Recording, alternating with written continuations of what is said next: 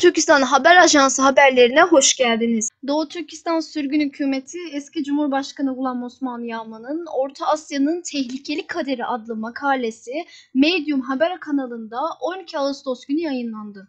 Makalede şöyle deniliyor. Orta Asya küresel ilgi odağından kayboluyor gibi görünüyor. Bu bölgede tam olarak neler oluyor ve hangi gelişmeler yakından takip edilmeyi hak ediyor? Görünüşe göre çok az kişi bu soruları düşünüyor. Dünya, Rusya-Ukrayna savaşına ve Hamas-İsrail çatışmasına odaklanırken Çin yavaş ve istikrarlı ilerlemesini sessizce sürdürdü. Hatta daha iddialı ilerlemeler için bir fırsat yakaladı.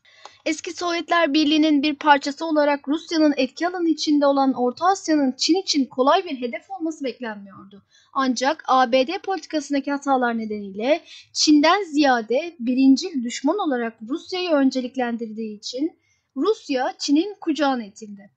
İzole edilmiş ve Çin'den başka müttefiki olmayan Rusya, Pekin'in Orta Asya'daki büyüyen etkisine direnemiyor ve böylece Çin için değerli bir fırsat yaratıyor. Rusya'yı hariç tutarsak Orta Asya'da Çin'in yayılmacı stratejisine kim karşı koyabilir? Cevap hiç kimse gibi görünüyor. Yakın gelecekte geri döndürülemez bir durum ortaya çıkacak ve bu da yeni bir siyasi coğrafyayla sonuçlanacak. Çin demiryolunu Taşkent'e kadar uzattıkça gelecekteki yayılmacı planları için temel altyapı da atılmış olacak. Başlangıçta Tacikistan, Çin'in bir uydu devleti olacak. Şu anda Tacikistan'daki tüm büyük altyapı projeleri Çin yatırımı ve teknolojisinin sonucudur.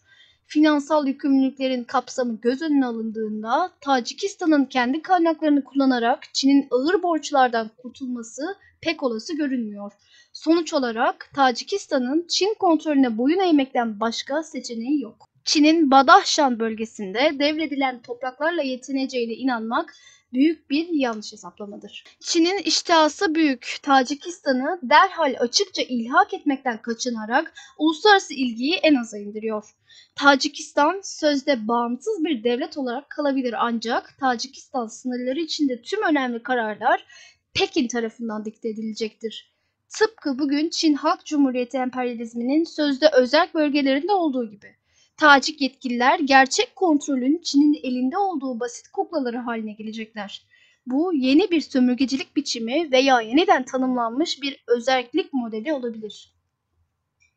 Yakında veya belki de aynı zamanda Kırgızistan muhtemelen aynı kaderi paylaşacaktır.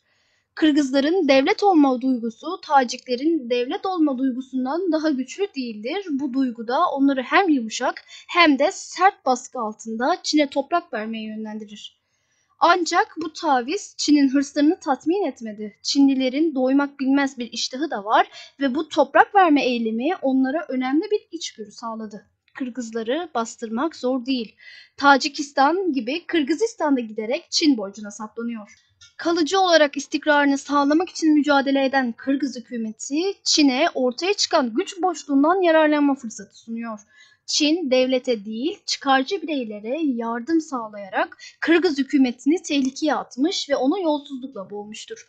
Aynı senaryo tüm Orta Asya ülkelerinde yaşanmakta ve Çin'in ilerlemesi için pürüzsüz bir yol açmaktadır.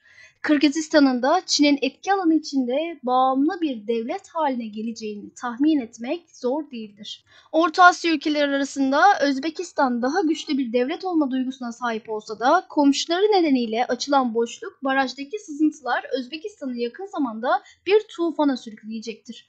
Özbekistan'da bir Çin polis karakolunun kurulması bu eğilimin bir göstergesidir. Çin'in Batı ülkelerinde kurduğu yeraltı yasa dışı polis karakollarının aksine Özbekistan'daki karakol yetkililer tarafından onaylanmış tam yetkili bir kurumdur. Bu Özbek hükümetinin de Çin'in taleplerine direnemediğini düşündürmektedir. Çin yayılmacılığının önümüzdeki 20 yıl içinde dizginlenmemesi durumunda önümüzdeki 50 yıl içinde Orta Asya'da Çin'e tamamen bağımlı iki kukla devletinin ortaya çıkacağını söyleyebilirim. Özbekistan ve Kazakistan temelleri Pekin tarafından atılmış olan uydu devletlere dönüşme sürecinde olacak.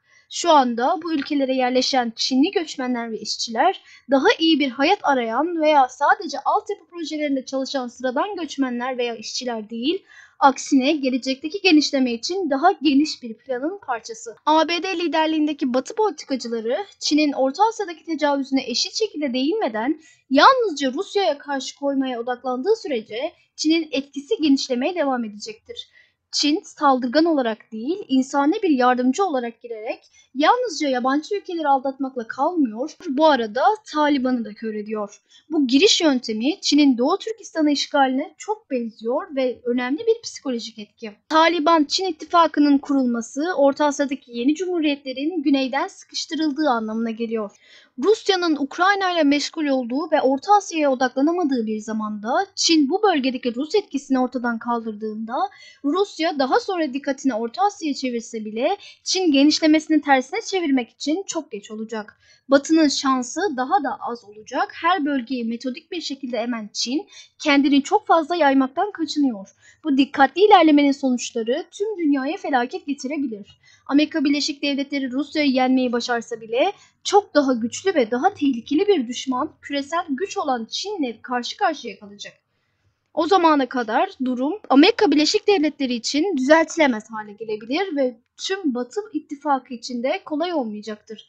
Kolay değil demek yetersiz kalır. Yıkım 2. Dünya Savaşı'nın yıkımını çok daha aşabilir. Defalarca vurguladığım gibi Amerika'nın Çin tehdidine ilişkin kararsızlığı sonunda pişmanlığın boşuna olduğu bir durum yaratacaktır. Amerika derhal harekete geçmezse Çin Amerika'yı Batı Pasifik bölgesinden itecektir. O zamana kadar Amerika dengeyi korumak veya kendi varlığını korumak için Tayvan'ı feda ederek ikincil bir oyuncu rolüne oynamak zorunda kalacağı bir konuma zorlanacaktır.